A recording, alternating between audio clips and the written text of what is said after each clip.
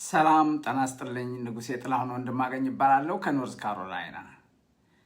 በዛሬው ዕለት ይዤላችሁ የቀረብኩት ርዕሳችን ዊል ኤንድ ትረስት ወይም ስቴት ፕላኒንግ የሚባለውን ምን ያህል እናውቀዋለን? ምን ያህልስ ተጠቅመንበታል? ስቴት ፕላኒንግ ማለት ምን ማለት ነው? በጥሬ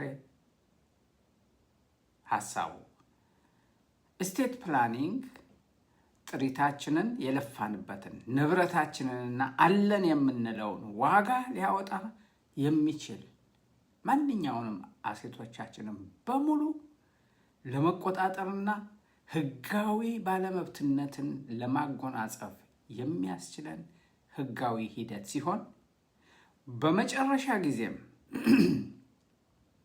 እኛ በማይቀረው ሞት ስንለይ ከላይ የጠቀስኳቸው እሴቶቻችን በሙሉ ሊደርሱ ለምንፈልገው አካላት እንደ ፍላጎታችን የሚያከፋፍል ህጋዊ የውል ሰነድ ነው።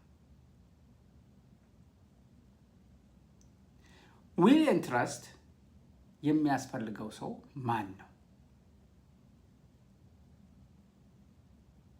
አንደኛ በስሩ የሚያስተዳድራቸው ዲፔንደንት ያሉት፣ በሁለተኛ ደረጃ ንብረት ያለው፣ በሶስተኛ ደረጃ የባንክ አካውንት ያለው፣ በአራተኛ ደረጃ ኢንቨስትመንት ወይም ደግሞ የጡረታ ሴቪንግ አካውንት ያለው ሰው፣ አምስተኛ እድሜው 18 ዓመት ወይም ከዛ በላይ የሆነና ከላይ የጠቀስኳቸውን ጥያቄዎች በከፊልም ይሁን በሙሉ በአወንታዊነት መልስ የመለሰ ማንኛውም ሰው ስቴት ፕላኒንግ ወይም ዊል ኤንድ ትረስት ያስፈልገዋል። ለምን? ምክንያቶቹን ከታችን ዘረዝረናል። ስቴት ፕላኒንግ ወይም ዊል ኤንድ ትረስት መኖር አስፈላጊነቱ ለምንድን ነው?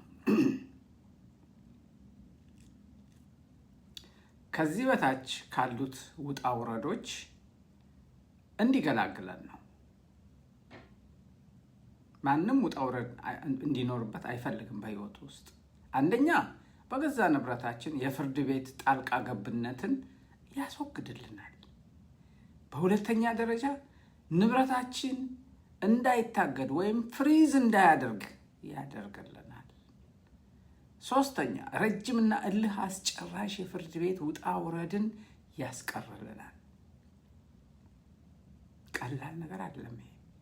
አራተኛ ፕራይቬሲያችንን፣ የግል ጉዳያችንን፣ በግል ሚስጥራችንን ይጠብቃል። አምስተኛ ትክክለኛ የሀብት ክፍፍል መኖሩን ያረጋግጣል። የእኛን ፍላጎት ተግባራዊ ያደርጋል ማለት ነው። በንብረታችን ላይ የሚጣለውን ታክስ ይቀንስልናል። አይገርምም? ማን ነው ታክስ እንዳይቀነስለት የሚፈልግ? ሰባተኛ ንብረታችንን ከአበዳሪዎች ይገባኛል ጥያቄ ከማቅረብና በህግ ከመከሰስ ያድነናል። ድንቅ አይደል? ዊል ኤንድ ትረስት ስቴት ፕላኒንግ።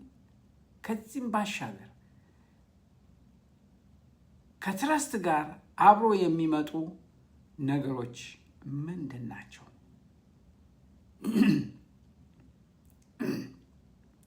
ለንብረታችን ከለላ ማግኘት፣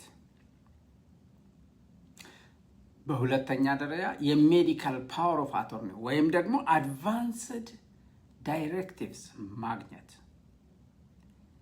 በሶስተኛ ደረጃ ደግሞ የፋይናንሻል ፓወር ኦፍ አቶርኒ።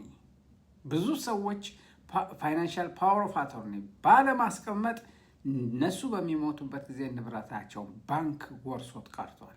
አራተኛ ማይነር ችልድረን ካሉን ጋርዲያንሺፕ ወይም ደግሞ ኬር ፕላን በስፔሻል ኒድ ላላቸው ልጆች ኬር ፕላን ያዘጋጅላቸዋል።